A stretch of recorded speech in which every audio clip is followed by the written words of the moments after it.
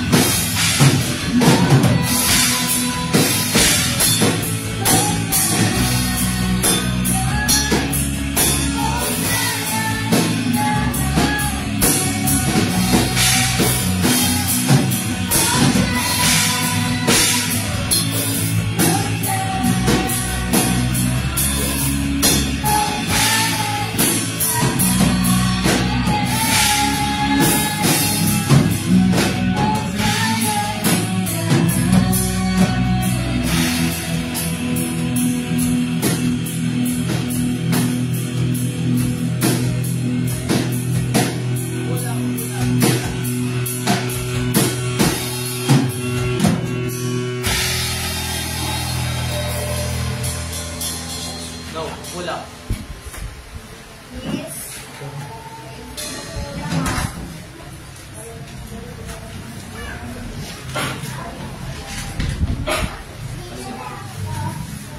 Magsitil po tayong lahat.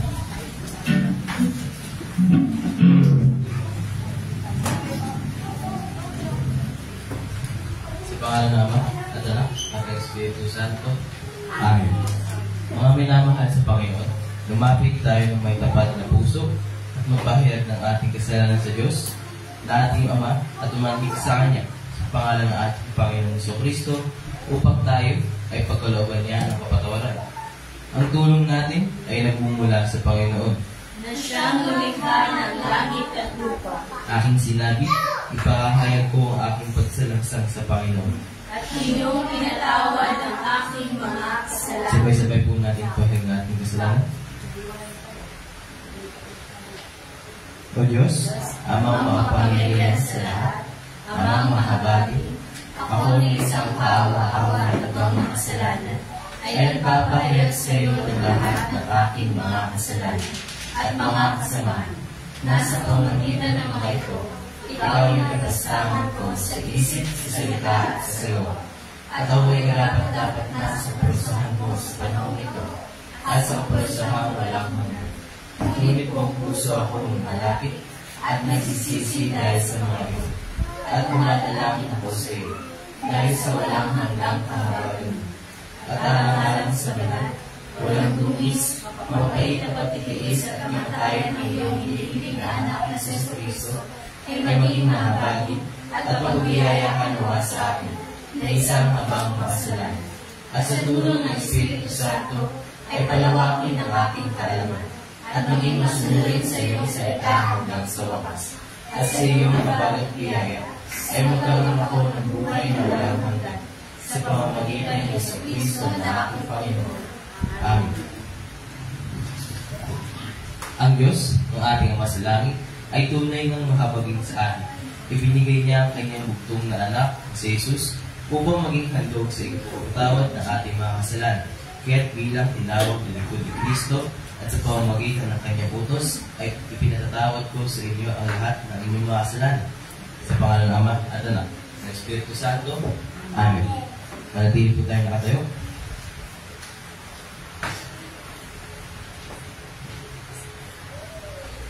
Ikaw nawa ang muog ko, aking ligtas na kanlungan. Matatag na kublihan ko at matibay na sanggana. Kahit na nilalanas ko ang hirap at badlang sakit, subalit ang aking lakas ay muli mong ipinalik. Upang ako'y di tuluyang sa libingan ay mabulit, tutulungan mo po ako at karangalay lalagdagan. Ako'y muli mong alulit, iahon sa kahirapan. Tutugtugin ko ang alpat, pupurihin kitang tunay. Pupurihin kita, O Diyos. Dahil sa iyong katapatan, mga himno na papuri sa alpa ko'y tutugtugin. Iuukol ko ang tugtog sa iyo, banal na Diyos ng Israel. Habang ako'y tumutugtog, ay sisigaw ng may gala. Masigla mong aawitin, ako'y iyong umiligtas. Maghapon kong isasaysay, O Diyos, ang aking katarungan.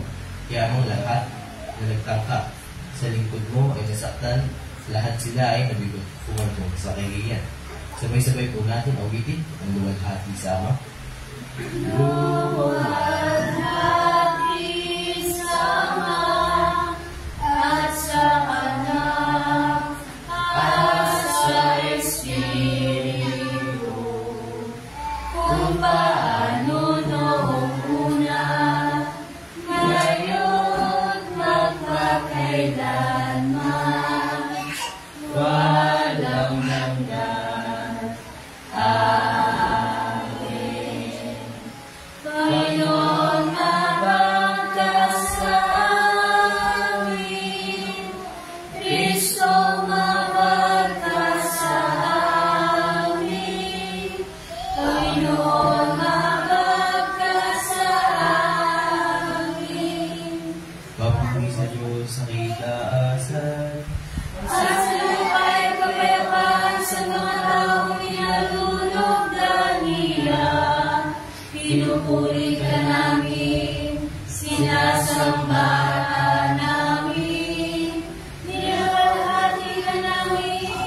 Pinasasalamatan ka namin dahil sa'yo, kalwalhatian. O Panginoong Diyos, Hari ng kalangitan, Diyos sa mga makapangyarihan sa lahat. O Panginoong Diyos, bugtungan ng Yesu Kristo. O Panginoong Diyos, Panginoon ng Diyos, anak na naman, nalagayis ng kasalanan na sanlibutan, mahabag ka sa amin. Ikaw na nalagayis ng kasalanan sa sanlibutan, tanggapin mo ang aming dalangin. Ikaw na nakalupok sa pala ng Diyos Ama, mahabag ka sa amin.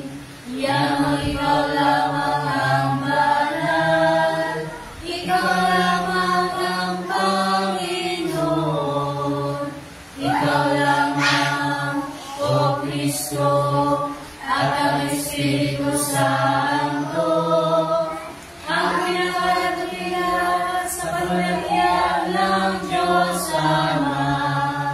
Amen. Ang Panginoon ay sumaiyo. At ang kanyang Espiritu. Manalangin tayo. O Diyos, inihanda mo para sa mga magmamahal sa iyo ang mabubuting bagay na hindi kaya maabot ng aming pangunawa.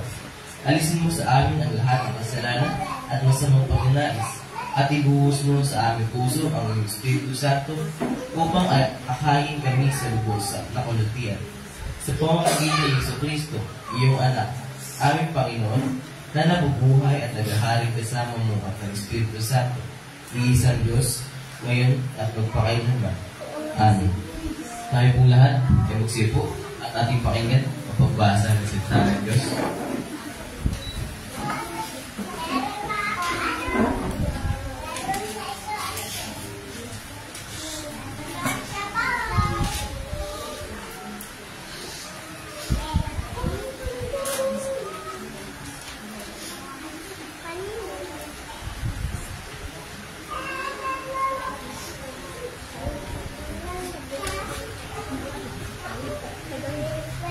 Ang unang pagbasa para sa linggo ito ay buhat sa aklat ng Hari, chapter 19, verse 9 to 21.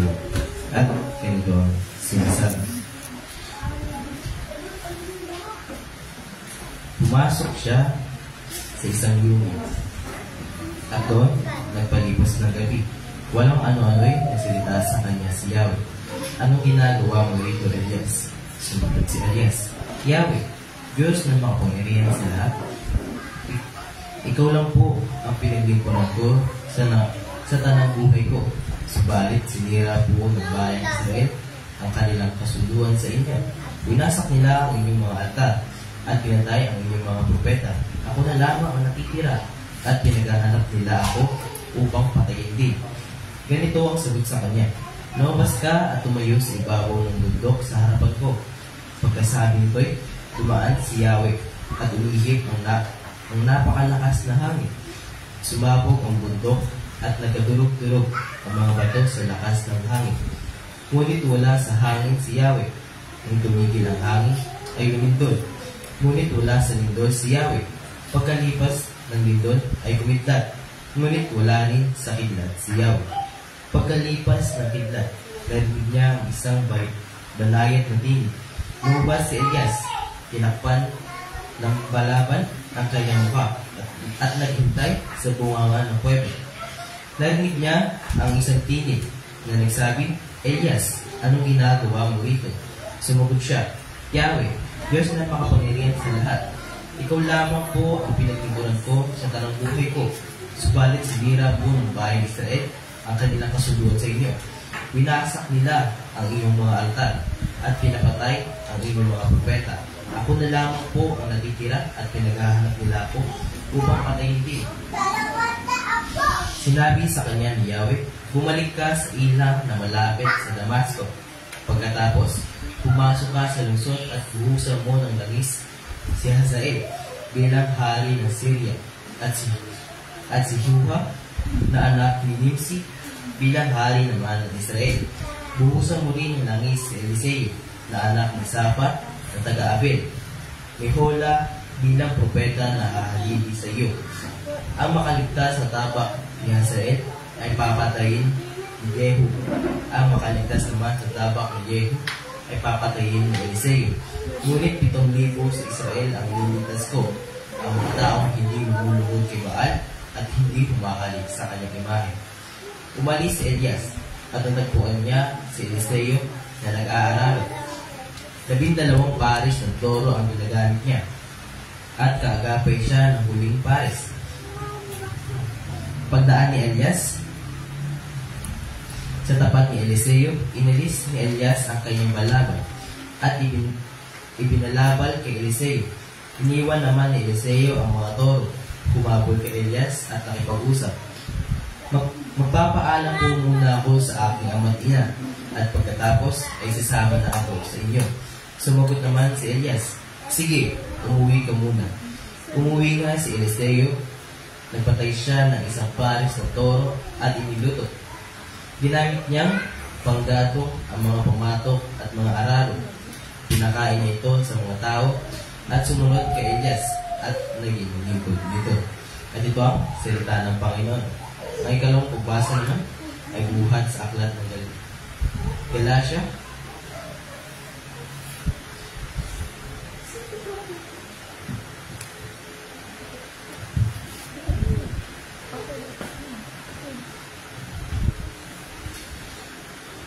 Chapter 5, verse 1.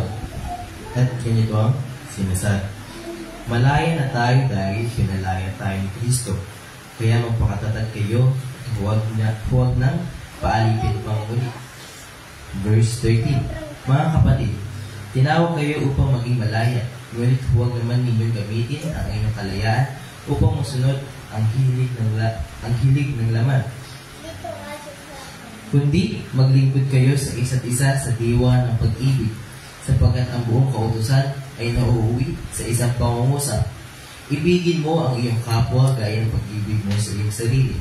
Ngunit kung kayo'y nagkakaagatan at nagsasakmalan parang mga hayop, mag-ingat kayo at baka tuluyan ninyong sirain ang isa't isa.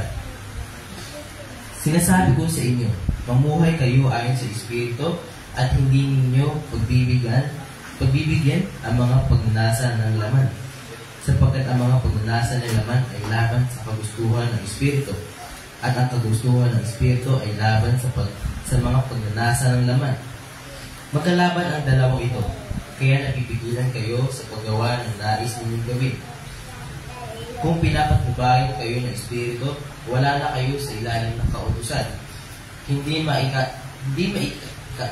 maikakaila ang mga gawa ng laman, pakikiapit, kahalayan at kalaswaan, pagsamba sa Diyos-Diyosan, pagkukulang, pagkapuot, pag-aaway-away, pagsiselos, pagkakagalit, at kasakiman, pagkakampi-kampi, at pagkakabaha-bahagi, pagkaingkit, pagpatay, paglalasing, walang habas na pagsasaya, at iba pang katulad nito. Muli ko kayong binabalaan, ang gumagawa ng mga ito ay hindi magkakaroon ng bahagi sa kaharian ng Diyos. Subalit ang bunga ng Espiritu ay pag-ibig, kagalakan, kapayapaan, pagtitiyaga, kabaitan, kabutihan, katapatan, kahinahunan, at pagpigil sa sarili. Walang batas laban sa mga ganito, at ipinako na sa krus ng mga nakipag-isa kay Kristo Jesus ang kanilang laman at ang masasamang hilig nito. Kung binigyan tayo ng buhay ng Espiritu, mamuhay rin tayo ayon sa Espiritu. Huwag tayo maging palalo. Huwag nating galitin ang isa't isa at huwag rin tayo maingit sa isa't isa. At ito ang salita ng Panginoon. Magsitay po tayo lahat para sa magbasa ng mabuting balita. Buhat sa aklat ni Lucas, chapter 9. Verse 51, at ganito ang sinasabi. Nang nalalapit na panahong iakyat si Jesus sa langit, buo na ang kanyang kapasyahang pumunta sa Jerusalem. Sinugo niya ang ilan upang mauna sa kanya.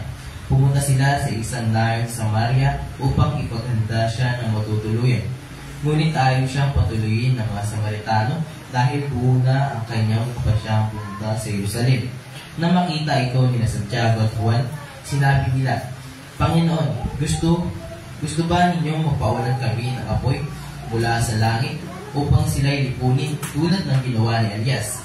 Ngunit hinarap sila ni Jesus at sila'y pinagalitan. Hindi ninyo alam kung anong espiritu ang nasa inyo. Ang anak ng tao ay naparito hindi upang ipahamak kundi iligtas ang mga tao. At nagpunta sila sa ibang layo.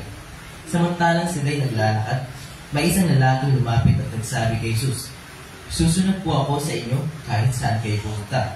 Sumagot si Jesus, May lungga ang asong guba at may pugad ang mga ibon. Ngunit ang anak ng tao ay wala man lamang mapagpahingahan. At sinabi naman niya sa isa, Sumunod ka sa akin. Ngunit sumagot ito, Panginoon, hayaan lang po muna ninyong maipalibing ko ang aking ama. Sinabi ni Jesus sa kanya, Hayaan mo na ang mga patay, ang mga maglibing sa kanya, mga patay. Ngunit humayo ka at ipahayag mo ang kaharian ng Diyos. May isa pa namang nagsabi sa kanya, Sumunod po ako sa inyo, Panginoon, ngunit hayaan ninyo magpaalam muna ako sa aking pamilya. At ganito ang tugon ni Jesus. Sino mang nagsimulang mag-araro, ngunit patay ang limon, ay hindi karapit dapat sa kaharian ng Diyos. At ito ang salita ng Panginoon. Manatili po tayo nakatayo. Sabay-sabay po natin ipahayag ang pananampalatayang Kristiyano sa pahina 8, ang Credo ni Sena. Sabay-sabay po tayo. Sumasampalataya ako sa isang Diyos na makapangyarihan sa lahat, na may likha ng langit at lupa, at ng lahat ng bagay na nakikita at hindi nakikita, at sa isang Panginoong Jesucristo, utong na anak ng Diyos, na mula sa mga una sa lahat ng panahon, Diyos buhat sa Diyos, liwanag buhat sa liwanag, tunay na Diyos buhat sa tunay na Diyos. Pinanganak at hindi nilikha, isang sangkap ng Ama, nasa pamagitan niya ay nilikha ang lahat ng bagay, na dahil sa ating mga tao at sa ating kaligtasan, ay bumaba mula sa langit. At nagkatawang tao sa pamagitan ng Espiritu Santo kay Birhen Maria, at naging tao, nagpakasakit dahil sa atin sa panahon ni Poncio Pilato. Ipinako sa krus, namatay at nilibing. Nang ikatlong araw na buhay muli sa ayon sa kasulatan. Umakyat sa langit at nakaluklok sa kanan ng Ama. At siya ay babalik na muli ng ikalutian upang kumuha ng mga buhay at mga patay. At ang kaharian niya ay walang hanggan. At sumasampalataya ako sa Espiritu Santo, ang Panginoon at nagpagbigay buhay, na nagmumula sa Ama at sa Anak, na sinasamba at iluluwalhati kasama ng Ama at Anak, na nagsalita sa pamamagitan ng mga propeta.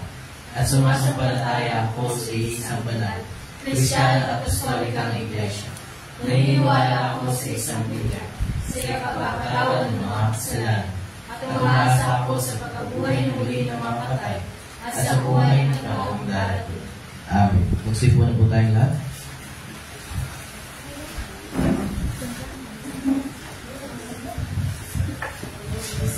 We will sing our next song, Lay Me Down. Ito sa ating printed material. Sing Lay Me Down.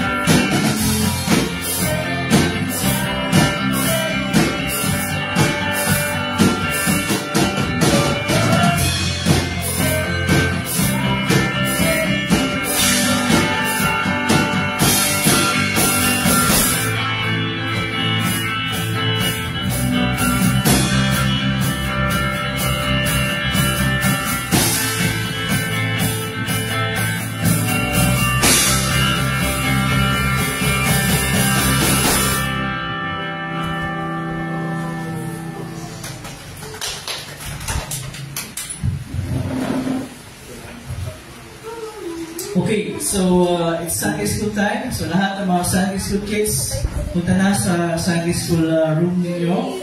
So ang teachers natin for today, Teacher Blessy, Teacher Abby, together with Teacher Ayet, at saka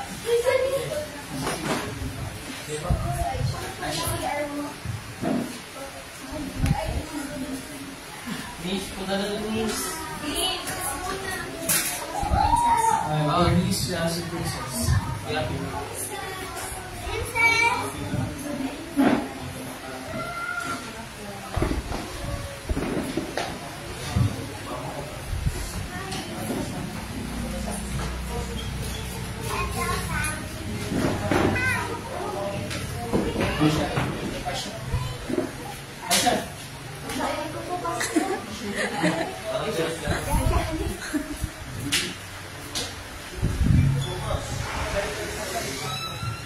Okay, good morning everyone. Magandang umaga. At sabihin naman lahat ng masagarang nagandahan loob at kapayapaan mula sa Diyos na ating Ama sa pamamagitan ni Kristo Jesus sa ating Panginoon. Amen. Meron akong i-confess sa inyo. I am a huge fan ni Manny Pacquiao. Kaya nung in-announce na babalik siya at meron siyang laban, so July 19, every day, ang ginagawa ko, bago ko simulan yung lahat ng gagawin ko, nanonood ako ng mga videos niya sa YouTube, yung mga training videos. Every day yan, pinapanood ko yan. Kahit pagdating ng gabi, bago ako matulog, titingnan ko ulit kung meron siyang mga bagong naka-upload sa YouTube ng mga training videos. So, ganyan ako ka-fan ni Manny Pacquiao. As far as he is a boxer. Pero ibang usapan yung pagiging politiko. Para sa akin, hindi siya nababagay sa larangan na yun. But as far as he is a boxer, ganun ka-laki yung aking admiration sa kanya, aking paghanga sa kanya.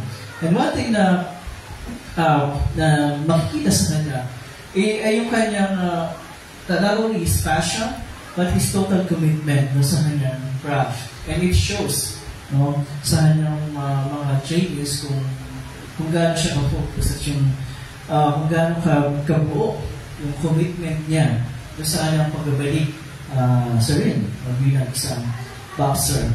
Of course, again, pag-usapan si Manny Pacquiao ngayong umagang ito, that's just an example ng kung gaano kahalaga yung focus at yung commitment ng isang tao doon sa larangan na kanyang pinili para sa kanyang sarili. First, we will talk about our commitment to the Lord. Yun ang ating pag-usapan ngayong umagang ito. How committed are we sa pagsunod sa ating Panginoon? How is our commitment sa ating Panginoon?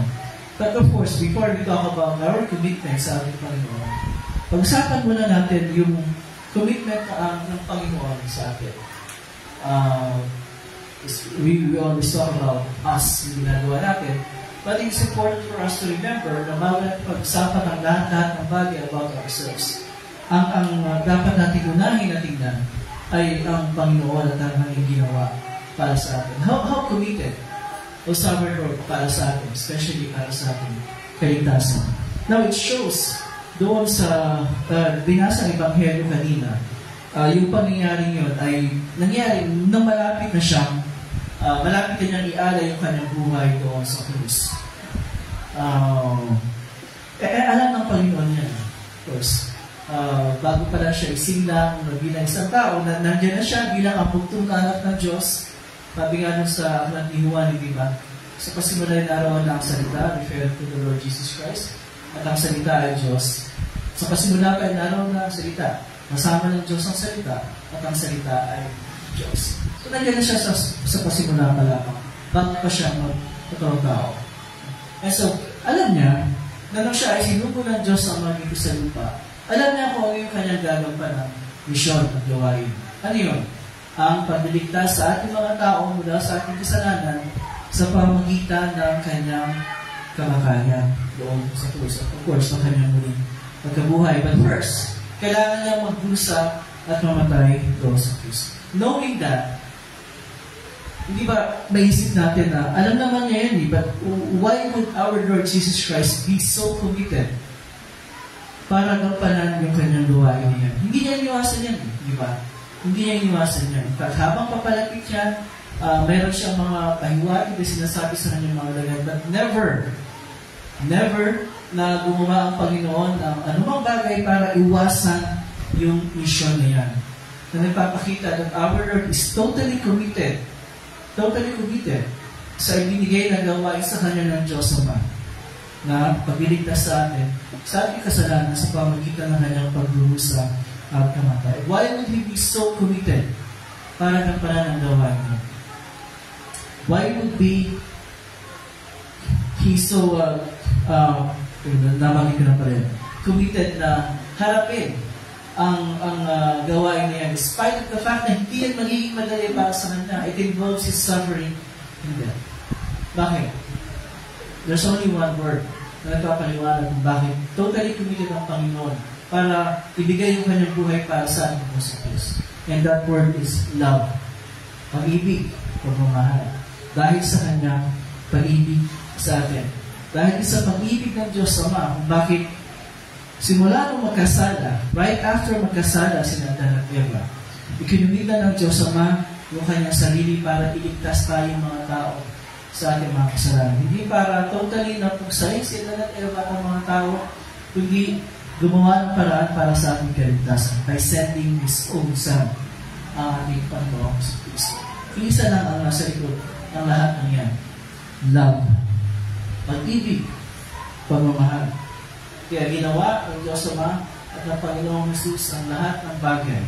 Kinumit ng ating Panginoong Jesus ang kanyang buong sarili at ang kanyang buong buhay para matupad yung layunin na yan ng pagligtas sa atin. And of course, habang hinihintay niya mangyari yung bagay niyo, hindi naman siya nagtambay-tambay lang sa bahay nila. Hintay na lang kasi ilang taon mo nabuhay ang Panginoon dito sa lupa? 33 years. Okay? Pero hindi naman yung buong 33 years na yun, parang yung last year ng kanyang buhay, doon na siya lumakas. Hindi. Sa buong buhay ng sa lupa, ginawa niya yung lahat ng dapat na gawin. In fulfillment ng goal na iligtas tayo sa ating mga kasalanan. But specifically, the last 3 years of His life, na kung saan siya ay lumabas, nangaral, nagturo, nagpagaling ng mga may sakit, at iba pa. Lahat ng yun ay kasama sa kanyang misyon ng pagliligtas sa atin. And of course, as He go along, as He went about sa kanyang gawain, tuturo na may mga taong naniniwala, may mga taong hindi naniniwala, di ba? May mga taong tumatanggap, at may mga taong nagre-reject sa Kanya. For example, sa Ebanghelyo na binasa natin kanina, papunta ang ating Panginoong Jesus sa Jerusalem. Kasi doon na magaganap ang lahat ng bagay, ang pag-aali ng kanyang buhay doon sa krus. At kailangan niya dumaan doon sa isang village, sa Samaria. At ano ginawa ng mga tao sa Samaria? Nung malaman nila ang dadaan doon ng ating Panginoon, alam nila papunta si Jesus sa Jerusalem. Natuwa ba yung mga taga-Samaria? Naghanda ba sila ng pagsalubong sa pagdating ng Panginoon? Hindi. Hindi nila tinanggap ang Panginoon. Ayaw nila tanggapin ang Panginoon dahil papunta siya sa Jerusalem. Itong mga tao sa Samaria, ano kasi ito? Ito yung mixed race. Kalahating Hudyo, kalahating hindi. So, hindi sila tinatanggap ng mga purong Hudyo bilang mga Hudyo. Kasi nga, hindi sila pure breeder. So, yung hatred between Samaritans at saka yung mga pure na mga Jews, lumabas dito. So, hindi na tinanggap ang ating Panginoon. At yung dalawa sa mga alagad ng Panginoon, ano yung reaction nila doon sa patanggi ng mga taga-Samaria na tagapin si Jesus? Yung magkapatid na sino yun? Silas. Ito, ano ba sabi ko? Sa dapat na lang ito. Sino yung magkapatid nila? Si Santiago at saka si Juan. Okay. Ano sabi nila sa ating Panginoon? Ano sabi nila, Silas? Ito na yung binasa mo, ha? Gusto niyo bang tumawag, magpababa na apoy? Magpaula ng apoy? Diba? Para tukukin yung mga taga-Samaria? Yun ang sabi ng dalawa eh. Pero sabi ng Panginoon, hindi nyo alam ang sinasabi ninyo. Although, hindi maganda yung pagtanggap ng mga taga-Samaria sa ating Panginoon. Kaya nga dumating ang Panginoon, hindi para puksayin ng mga tao, kundi para ligtas sa mga tao. Kabilang yung mga taga-Samaria sa kanyang iniligtas at pag-aalayan ng kanyang buhay doon sa krus. So, in spite of the fact na nireject ng mga taga-Samaria si Jesus, hindi silang ayunan ng Panginoon yung gusto ng magkapatid na Santiago at Juan na magpaula ng apoy para tupukin yung mga taga-Samaria. And then, as they went along, may mga nakasalubong ng Panginoon ng mga tao na nagsasabi na gusto nilang sumunod sa Panginoon. Di ba? Ilan yun? Tatlo tayo, tama ba ako sa English? Yung una, ang sabi niya sa Panginoon, sa English, I will follow you wherever you go. Kahit saan ka pumunta, Panginoon, susunod ako sa iyo. Parang, yung commitment, nandun na, di ba? I will follow you wherever you go. Pero ano ang sabi ng Panginoon sa kanya? Ano sabi sa Diyos?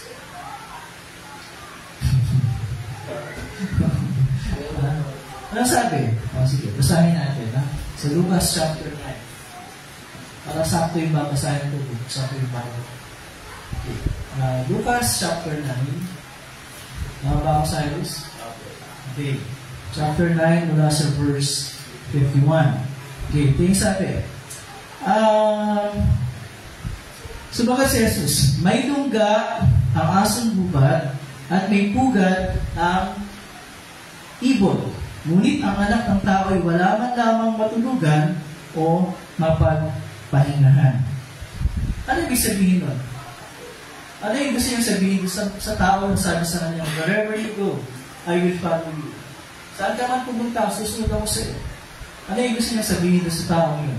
By saying, may lungga ang asong bubad at may pugat ang ibon, pero ang anak ng tao ay wala man lamang matulugan o mapagpahingahan. Of course, yes, nasabing wala siyang bahay dahil meron siyang bahay.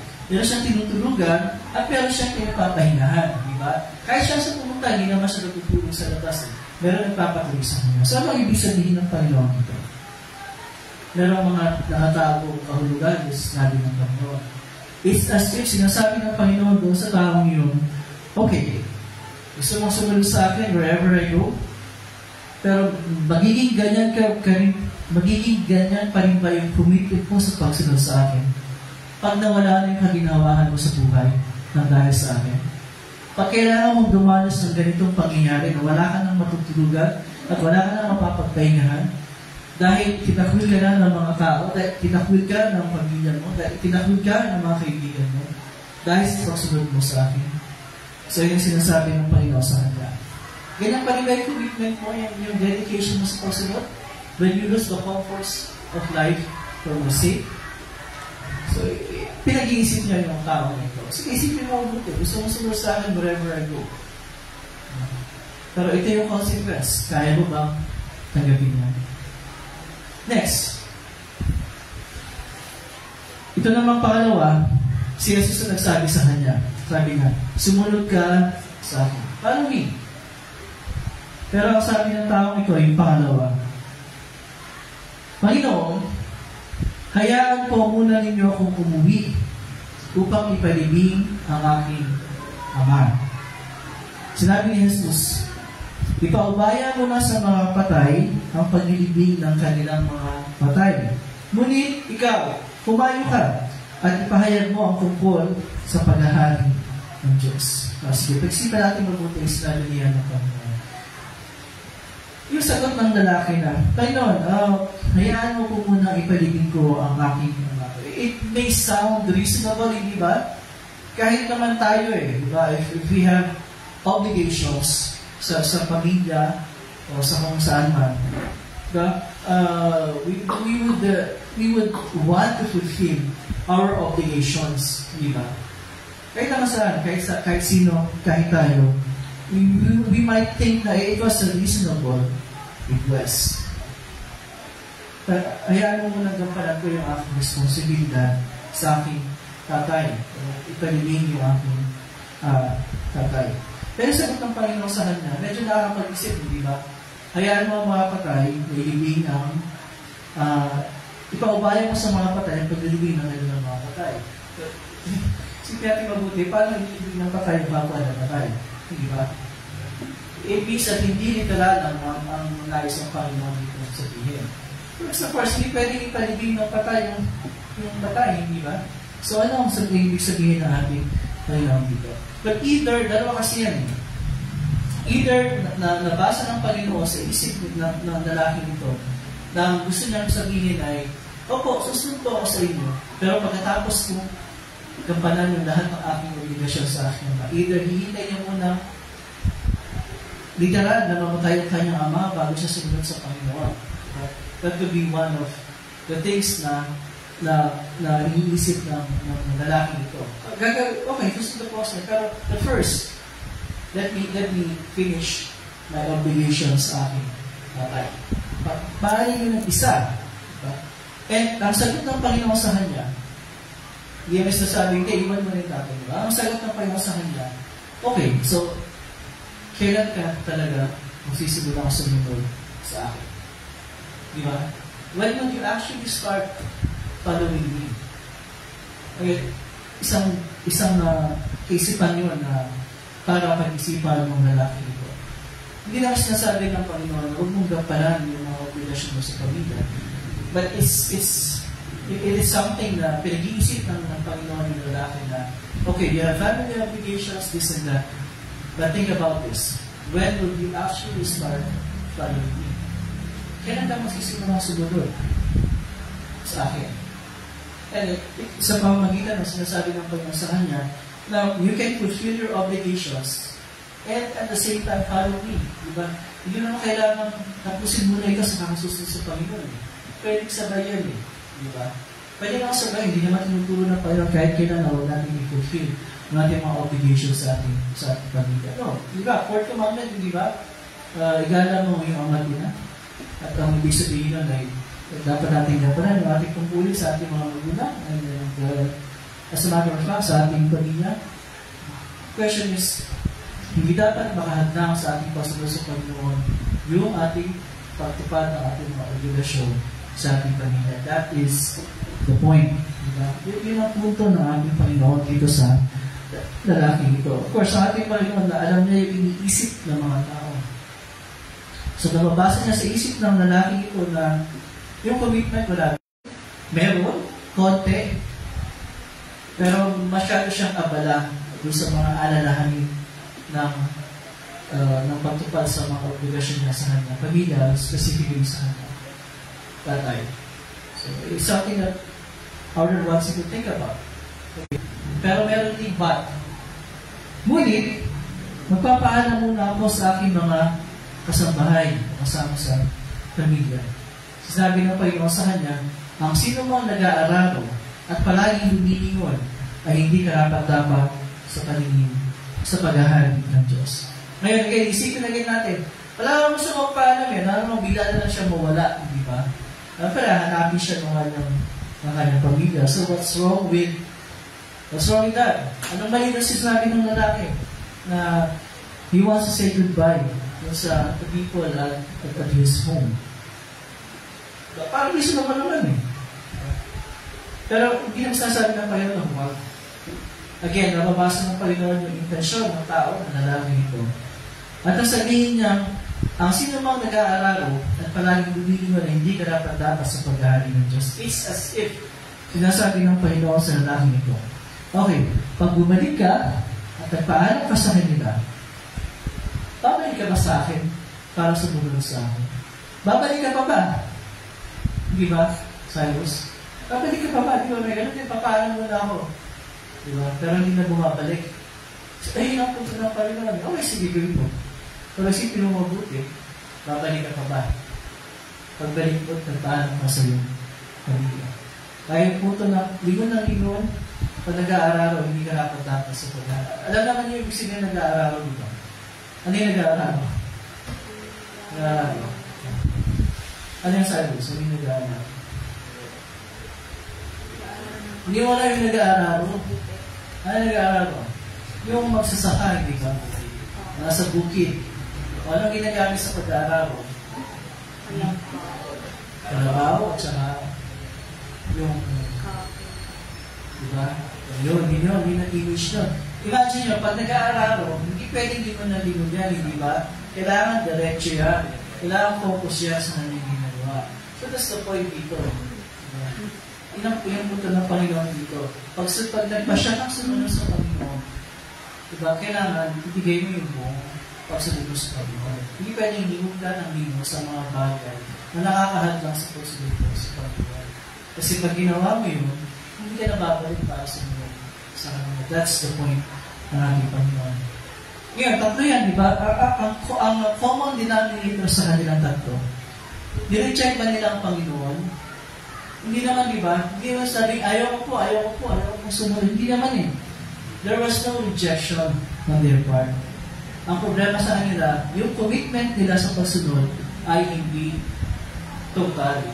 Hindi buo, hindi 100%. Hindi man lang 50% eh.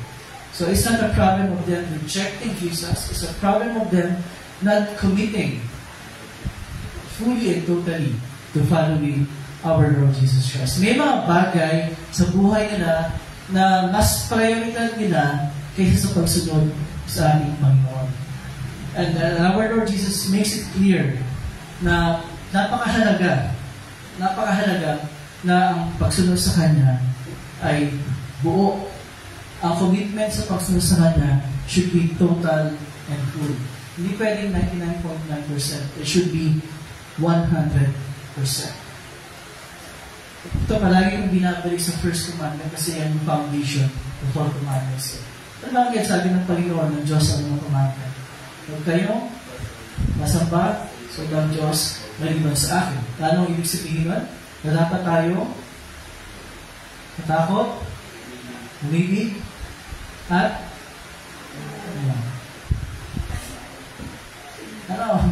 matiwala sa Diyos na higit sa lahat. So, buong pagkatakot, buong pag-ibig, buong pagtitiwala.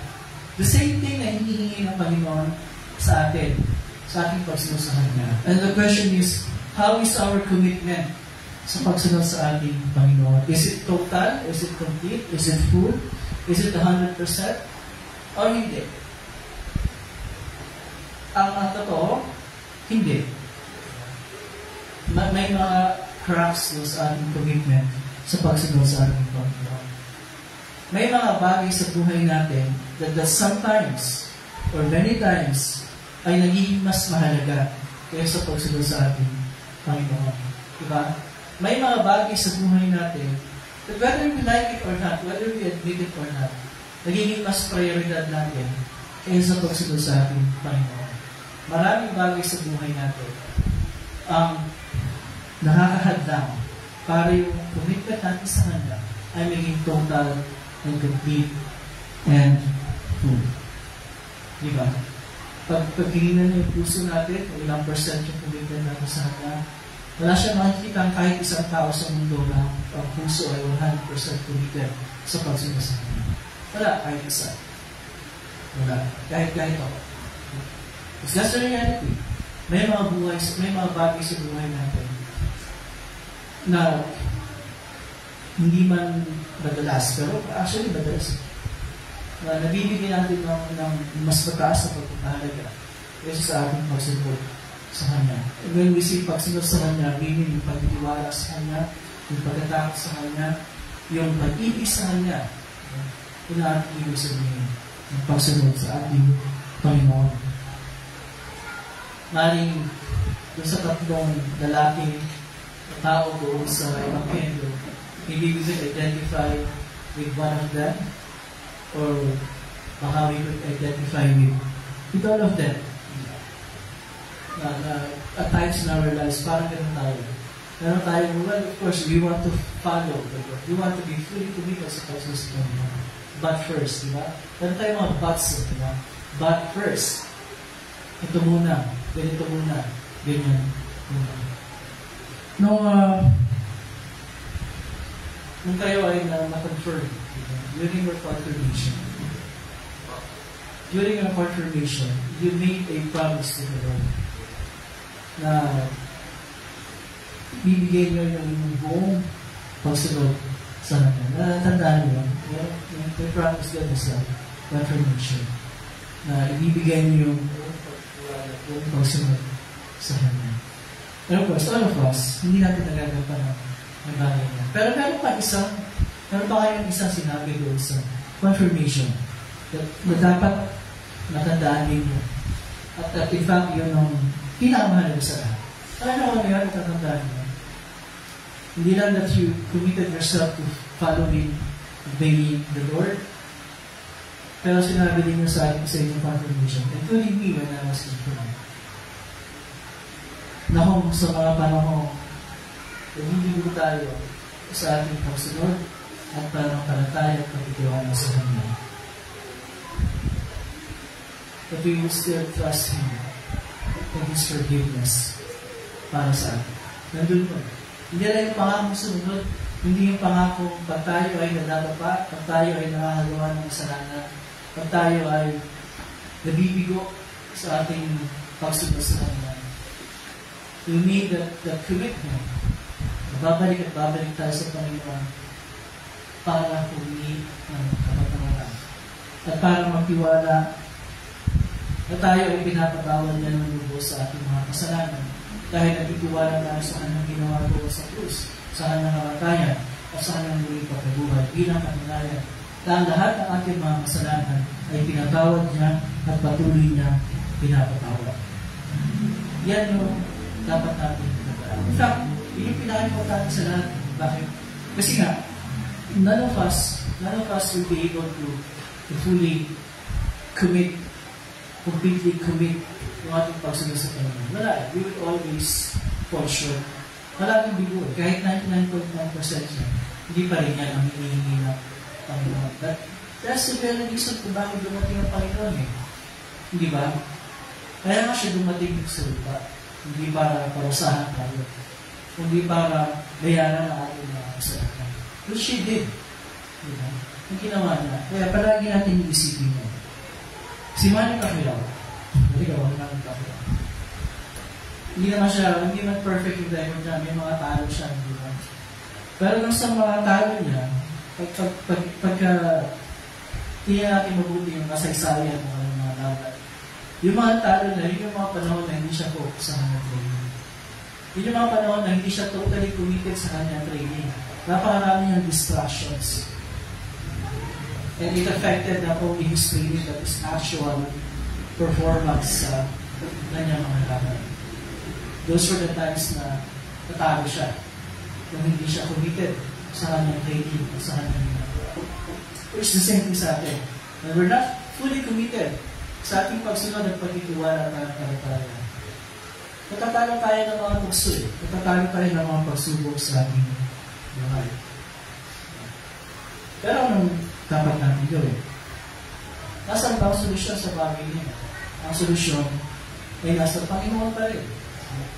Every time that we fail and stumble, alam natin yung gagawin natin. We will always look to the Lord at yung ginawa niya para sa ating Lord sa krus. Hindi tayo mag-resort doon sa mawawalan tayo ng pananampalataya, mag-nalilog natin, mag-discourage tayo. It might happen. Pero pag nangyari yun, natin kalimutan kung saan tayo dapat natin.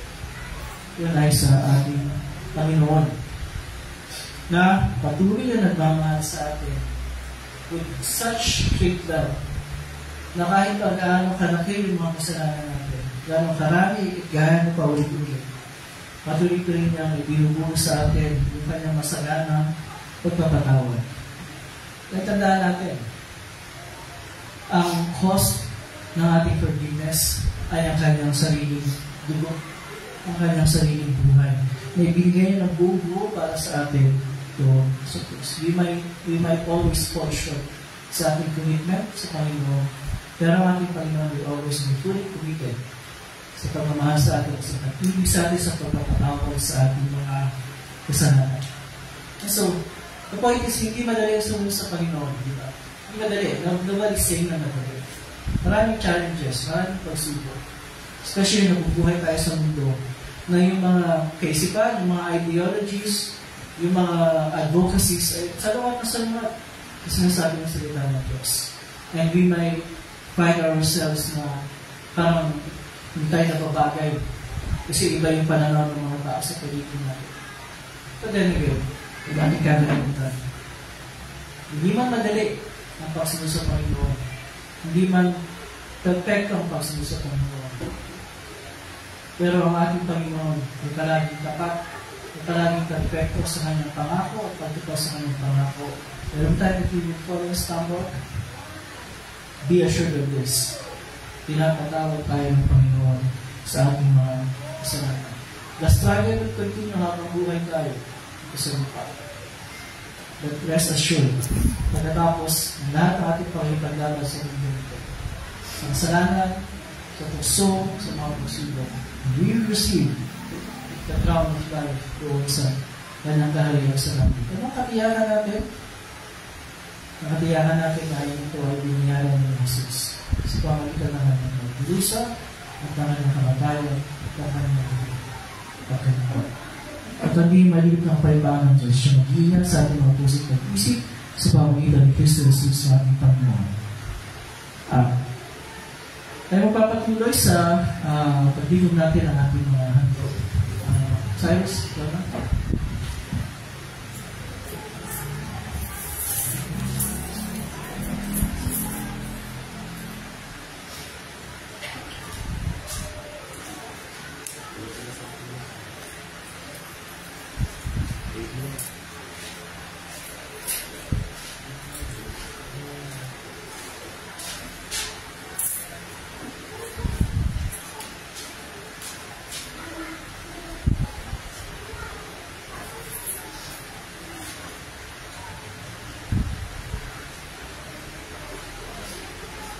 Okay, so at this point, meron pa kayo sumisama sa prayers natin. Yung prayer request. Ingat at pasasalamat. Okay. Ano ba? Okay, so kung wala, ay lahat ay natapos sa ating panalangin to remain seated. At pagkatapos ng we will continue sa paghahanda sa Panginoon. Manalangin tayo. Makapangyarihan, makabaging Diyos, Ama ng aming Panginoong Jesucristo, pinasasalamatan ka namin sa lahat ng iyong kagandahang loob at mga kaawaan, lalong-lalo sa pagkaloob mo sa amin ng iyong pinagmamahal na anak sa pahagan ng iyong kalooban at biyaya. Isinasama mo namin itinin mo sa amin ng iyong salita upang ito'y aming maingatan ang may mabubuti at pagtapat ng puso at magbunga sa pamagitan ng matyagang pagtupad. Matayitin namin isinasamo, naging pagharian pamahalaan ng Iglesia ng Ghana, kasama ang mga pastor at mga manggagawa nito upang aming maingatan ang kadalisayan ng iyong salita ng kaligtasan. Na sa pamagitan niyon ay magtutibay ang aming pananampalataya sa iyo. Malagdagan ang aming pag-ibig sa lahat ng aming kapwa at umunlad ang iyong kaharian. Magsubukan ang mga manggagawa sa iyong manihan at linapin mo ang iyong mga silugo upang ang iyong salita ng pangipagkasundo ay may bayag sa lahat ng tao at ang Ebanghelyo ay maipangalan sa lahat ng dako ng daigdig. Ipagalaw mo rin ang kalusugan kaundaran sa lahat ng nasa katungkulan, lalong-lalo sa Pangulo ng aming bansa sa lahat ng lingkod ng pamahalaan. Ipagalaw mo sa kanila ang biyaya magpamahala ayon sa iyong kalusugan sa pagpapanatili ng katwiran at sa pagsupil sa mga masasama. Masagay makapamuhay kami ng payapa at iwasay sa kabanan at katapatan sa lahat ng bagay. Alin mo, Panginoon, ay Espiritu Santo ang lahat ng nasa pamimigati, pangangailangan, kahirapan sa pagkasilang, nasa tingin ng kamatayan, o sa rin ng kapahamakan, lalo-lalo na ang mga nagburusa dahil sa iyong pangalan at sa iyong katotohanan. Huwag tanggapin nila at kilalanin ang kanilang kapigatian bilang kapayagan ng iyong makamang kalooban. At lahat kami ay nalarapat ng tumanggap na ipot at maraming kapalsahan. Kayo pa man, ipinamamahig namin sa iyo, o mahabagi Ama. Huwag mong ligunin ang kasalanan ng aming kamusmusan, ni ang aming maraming pagsuway. Kundi alang-alang sa iyong walang hanggang kabutihan, biyaya at walang pagbabagong pag-ibig, ay pagsanggalan mo kami sa lahat ng kapinsalaan at panganiban ng katawan at kaluluwa. Ingatan mo kami sa pulaan at nakasisiyang doktrina, sa digmaan at sa pagnanak ng dugo, sa salot, sa kapahamakan sa apoy at tubig, sa malakas ng hangin at bagyo, sa kulangan ng ani at gutom, sa panlulumo ng puso at kawalang pag-asa sa iyong kahabagan. at sa kasong-pasong pang kamatayan. Sa lahat ng sandali na pangailangan, ipakilala mong ikaw ang laging saklolo, ang tagapagligtas ng lahat ng tao, lalo-lalo sa aming sumasampalataya. Ipagalaw mo ng lahat ng kapakipakinabang na bunga sa libutan ng lumago at aming mapakinabangan sa takdang panahon.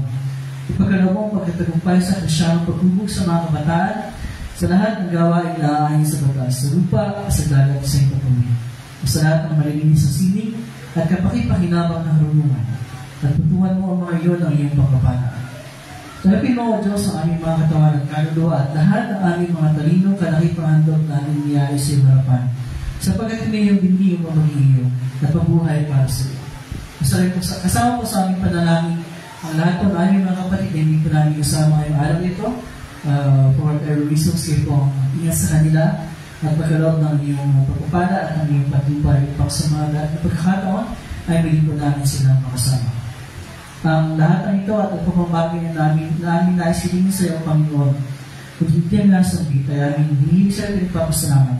Alang-alang sa kapit at pagdurusa at kamatayan ng Yesu Cristo na iyong bupunan ng aming Panginoon at Tagapagligtas, na nabubuhay tagahari na samamot ng Espiritu Santo, iisang Diyos, magpakailanman. Amen. Kaya natin tumayo and we will continue sa ang paghahanda sa harapan ng Panginoon. Ang Panginoon ay sumayo at ang kanyang Espiritu. Magalak ang inyong mga puso, magalak tayo sa Panginoon. Magpasalamat tayo sa ating Panginoon Diyos na marapat at matuwid na gawin mo. O Panginoon, ang magbanal, makapangyarihan malamang ng Diyos, tunay nga marapat, matuwid at kapuri-puri na kami ay dapat magsalama sa iyo sa lahat ng panahon at sa lahat ng dabo. Makasama ang iyong bugtong na anak at ang Espiritu Santo ay isang Diyos, isang Panginoon. At sa pagpapahayag ng isang tunay na Diyos, kami sumasama sa isang Diyos na may tatlong persona at isang kabuuan na naghahari magkakapantay.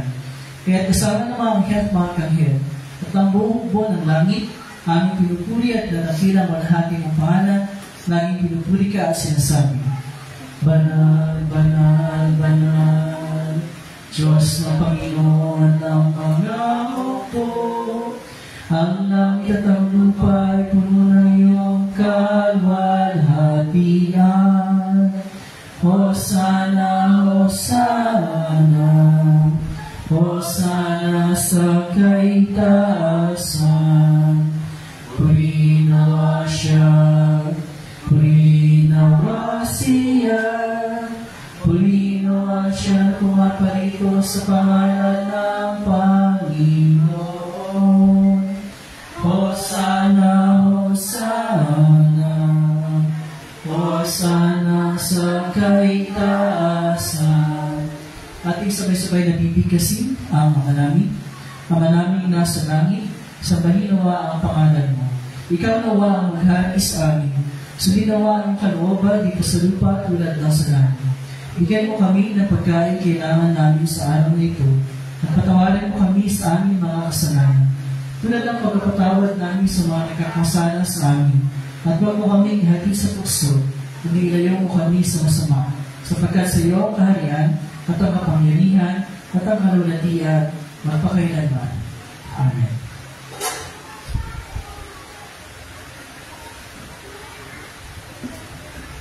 Ang ating Panginoong sa puso na binisya pagkanulo ay tumangkot ng tinapay.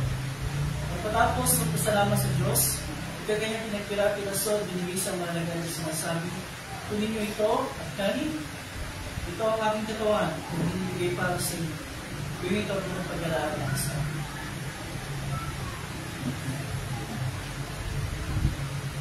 Sa ganyan paraan, hinawakan niya ang saro. Pagkatapos mga pagkatunan at ang salamat na siya sa Diyos, ay binigay niya sa kanila na sinasabi, uminom kayong lahat ito, sapagkat ito ang dugo ng tipad. Ang aking dugo, naguguhos tayo sa marami, sa pagpapatawad ng mga kasalanan. Gawin ito sa uminom kayo ito, bilang pag-alaala sa akin. Ang kapayapaan ng Panginoon ay dating sumayo.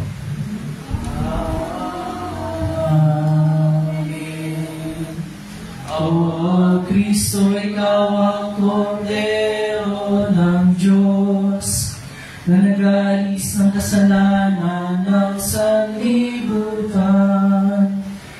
Mahabag ka sa amin. O Kristo, ikaw ang Kordero ng Diyos, na nag-aalis ng kasalanan ng sanlibutan.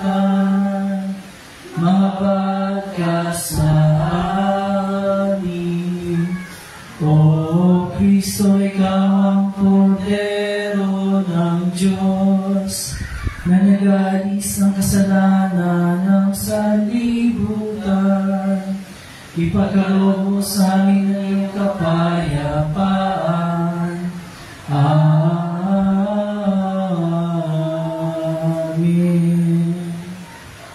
Okay, so tayo lahat ay dumako sa harapan ng Panginoon para tanggapin ang kanyang tunay na katawan dugo, kalahit ng tinapay at alak sa iyong pagpapatawad ng aming mga kasalanan.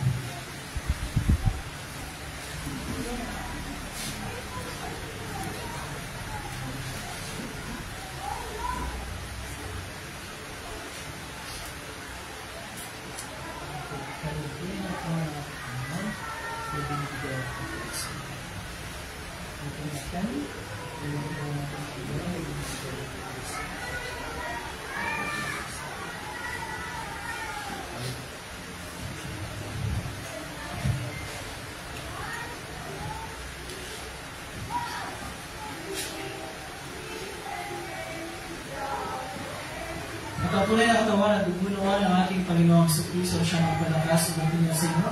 Sa tunay na panampalataya tungo sa buhay na walang hanggan, limaon kayo may kapayapaan, igalakan sa inyong puso. Amen.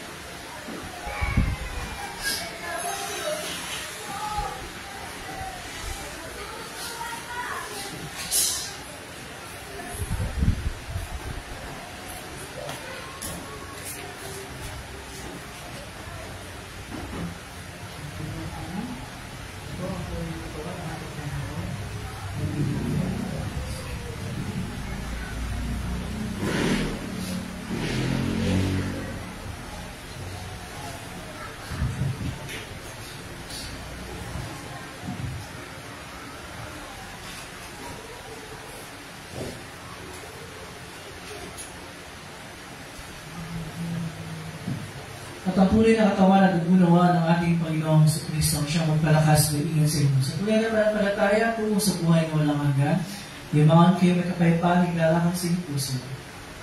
Amen.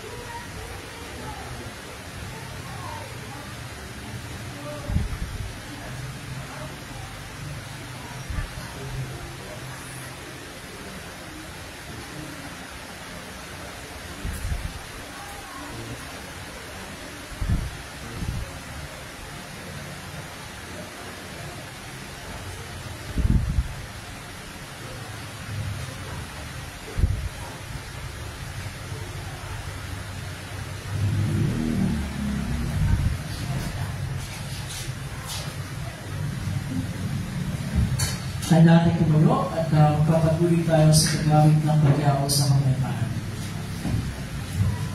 Panginoon, nilihano namin lingkod ay kumarang sa kapayapaan ayon sa iyong pangako.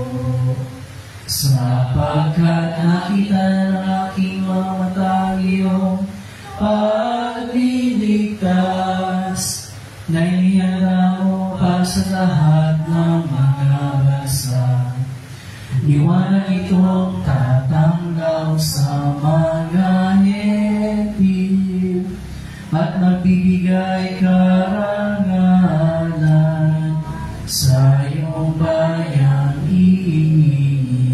Israel. Luwalhati sama at sa anak at sa Espiritu. Paano muna ngayon magpakailanman walang hanggan. Pasalamatan natin ang Panginoong Diyos sapagkat siya ay mabuti at ang kanyang pag-ibig ay pawalang hanggan at mananatili. Pinasasalamatan ka namin Diyos na mapangyarihan sa lahat sapagkat paniginhawa mo kami sa pamagitan ng sakramento ito. Inianalangin namin na sa pamagitan ng kaloob na ito ay palakasin mo ang aming panampalataya sa iyo at paningasin mo ang aming pag-ibig sa isa't isa. Alang-alang kay Jesucristo ang aming Panginoon, na nabubuhay kagahari kasama mo at ng Espiritu Santo, iisang Diyos, magpakailanman. Amen.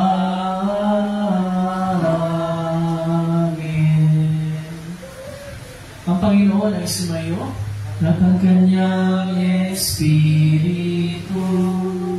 Purihin natin ang Panginoon. Magpasalamat tayo sa Diyos. Pagkitin niyo ang pagpapala ng Panginoon. Magpalain ginawa ng Panginoon at ingatan. Paliwanag ginawa ng Panginoon ang kanyang mukha sa iyo at mahawag sa iyo. Iningap ginawa ng Panginoon ang kanyang mukha sa iyo. Nabigyan ka ng kapayapaan. Amen. Amen. Amen. Please be seated. Bago natin awitin ang ating closing hymn, tawagin natin yung mga kids para sa kanilang lesson presentation.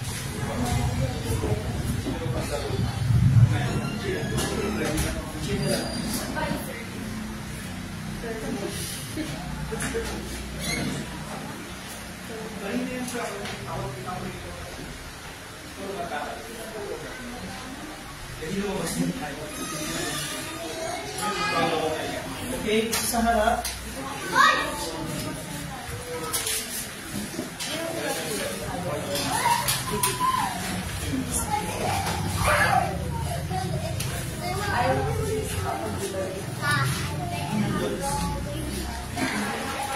Okay, so Teacher Blessy, Teacher Abby, Teacher Ayet, Teacher Aisha, go ahead. Good morning, kids! Good morning, teacher!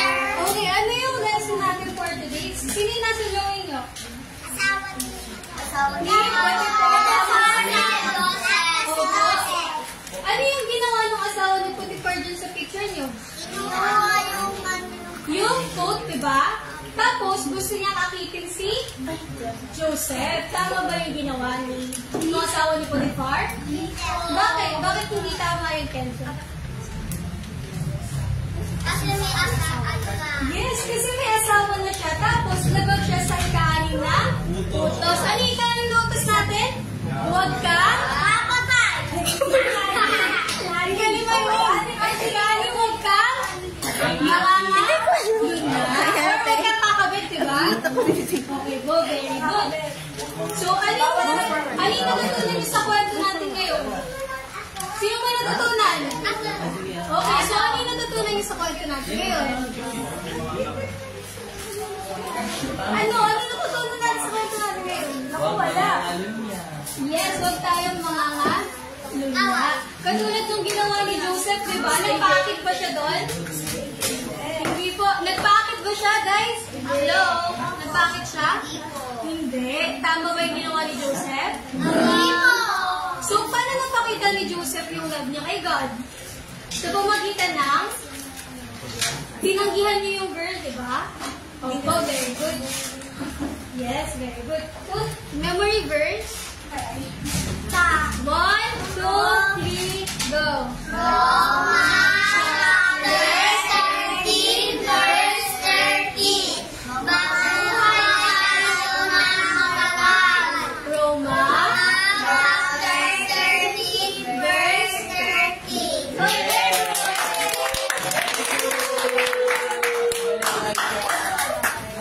Siyempre, ako. Okay, so very good mga kids. Pwede na kayo bumalik sa inyong mga pwesto. And now we will sing our closing hymn.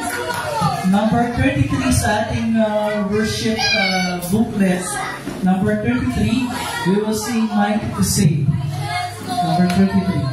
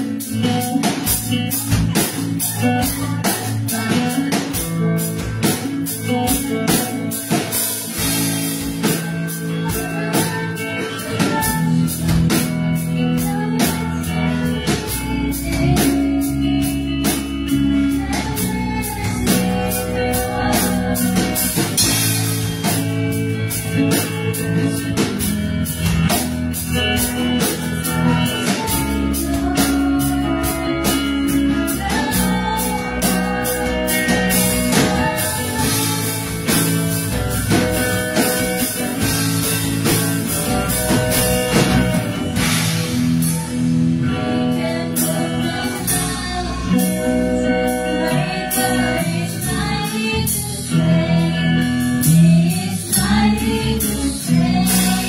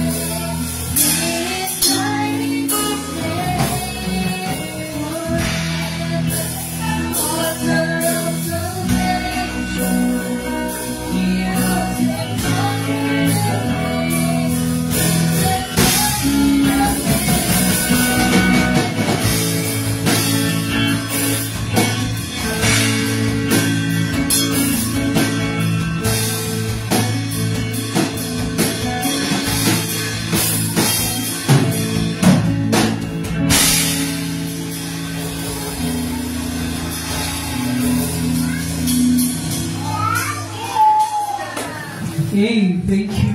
Good morning everyone. Magandang umaga. Sa lahat ng makibahagi sa ating pagsamba ngayong umaga nito. Of course, we'd like to thank the band for leading us up in worship songs. Eve, Luke, and Kurt together with Bessie. Thank you. And of course, nagturo sa ating Sunday school yung linggo na ito, si Teacher Maria. So thank you again kay Teacher Bessie. And kasama rin si Teacher Abby, Teacher Ayat, at saka si Teacher Aisha. Thank you sa inyo lahat. Of course, Cyrus for leading us sa first part ng ating video. Thank you. Okay, we'd like to recognize and welcome yung mga kasama natin online. Kung merong nag-leave ng comment. Si Annalisa po. Annalisa. Si Mama. Si Jo. Si Brian. Brian. Even Luke. And even Luke. Okay, so thank you. Thank you for leaving the comments sa ating comments. Thank you po sa inyo lahat for joining us in our worship. Announcement. But of course, mamaya yung ating Sunday School team meeting. Palagi naman yan. And then, isang announcement. On Saturday, July 5, 8 p.m., 8 to 9 p.m. Kung yung matatandaan nyo na dati nag-announce ako about sa online training program that we call Visit There's English. On Saturday, iniimbitahan ko yung lahat ng gustong makiisa, sumali sa pag-aaral ng Biblia online via Zoom. So, it will be from 8 to 9 p.m. Saturday. Ipopost ko yung link doon sa ating Facebook page na in church. And then kung mayroong pang iba interesado, then you could send me a message so I can send you the Zoom link then para sa Sabado. So lahat dito ay invited, wala itong requirement na kailangan ganito ganyan. Isa lang ang requirement. As long as you're interested to learn more about the Bible, then you're invited to join us sa pag-aaral ko. Again, Saturday, July 5, 8 to 9 p.m. Okay, so and then that will be every Saturday from then on, 8 to 9 p.m. Okay, isa pang any other announcement? Meron ba akong nakalimutan na announcement? Wala. May mga birthday ba from today yung sa Saturday? Sino? So, wala listahan to eh. Wait lang, wait.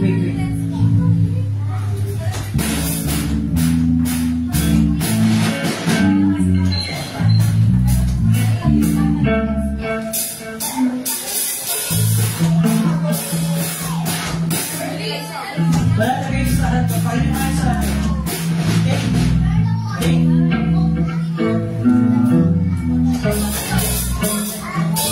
July 4, Friday, learning at Cristal.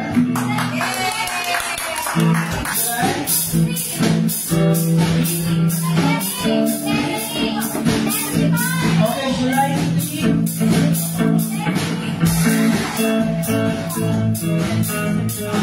July 3, 17th birthday naman, Bessie.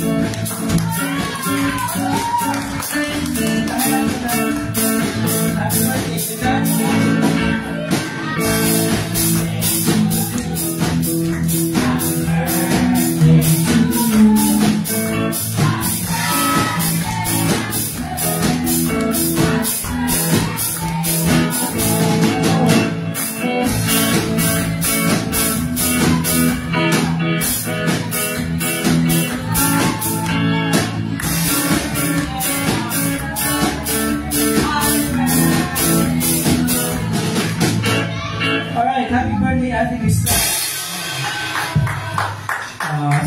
Friday, diba?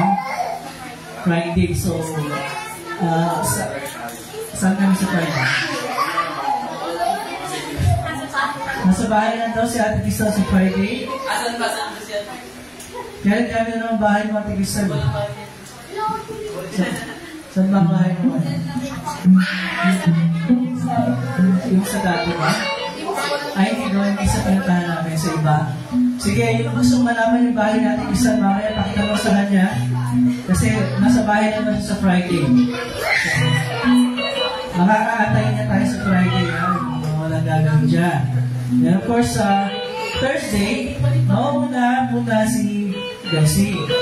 Kaya lang, may pasok siya ng ilang oras. Hanggang 11:30. Oh. So, pagkako, nasa bahay na siya. So, bahala tayo. Alam mo yan, ha? Alam mo yan. Okay? So, I think that's it. Again, maraming salamat for joining us at sa lahat ng mga nagbahagi niyo sa ating. We will see you again on Sunday. Bye-bye, everyone. God bless you.